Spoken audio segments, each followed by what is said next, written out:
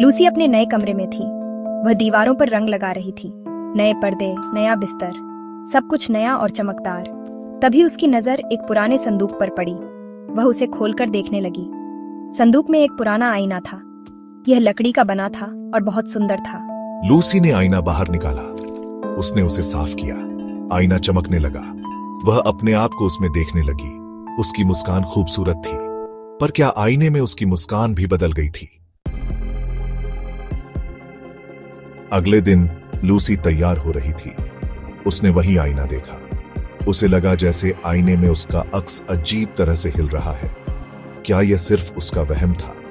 वह थोड़ा डर गई। उसने आईने से नजरें हटा ली। रात को लूसी फिर से आईने के सामने थी। वह अपने बालों में कंघी कर रही थी। अचानक उसने एक परछाई देखी। परछाई आईने में थी। उसकी नजरें आईने पर टिकी रहीं। परछाई गायब हो चुकी थी। क्या यहाँ कोई और भी था? लूसी को उस रात एक बुरा सपना आया। वह आईने में फंस गई थी। कोई उसे बाहर नहीं निकाल रहा था। वह चिल्ला रही थी, पर कोई उसकी आवाज नहीं सुन रहा था। वह पसीने से तरबतर उठी। उसकी सांसें तेज थीं। सुबह हुई तो लूसी ने अपनी सहेली जेहन को सब कुछ बताया। तुम्हें लगता है कि यह आईना अशुभ है? शायद तुम्हें इसे फेंक देना चाहिए। लूसी को समझ नहीं आ रहा था कि वह क्या करे। अगले कुछ दिन शांत रहे। आईने में कोई परछाई नहीं दिखी।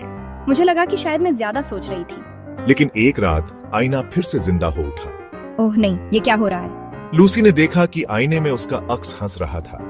वह चीख पड़ी। आईना हिल रहा था। उसे लगा जैसे कोई उसे अंदर खींचने की कोशिश कर रहा है। डर के मारे लूसी कांप रही थी। मुझे यहाँ से भागना होगा। वह भागकर अपने बिस्तर पर जा छिपी। सुबह लूसी ने फैसला किया कि वह इस आईने को अपने घर में नहीं रख सकती। अब बस इस आईने को हटाना ही होगा। वह आईने को उठाने के लिए आगे बढ़ी। जैसे ही उसने आईने को छुआ, उसका हाथ जलने लगा। ये तो बहुत जल रहा है। वह दर्द से चिल्लाई। आईने में उसका अक्स अब और भी भयानक लग रहा था। अचानक आईने से एक तेज रोशनी निकली। लूसी को चक्कर आने लगा। मुझे कुछ दिख नहीं रहा। उसकी आंखों के सामने अंधेरा छा गया। जब उसे होश आया तो वह आईने में फंस चुकी थी और आईने से बाहर उसका भयानक अक्स उसकी जगह ले चुका था। अब मैं आजाद हूँ।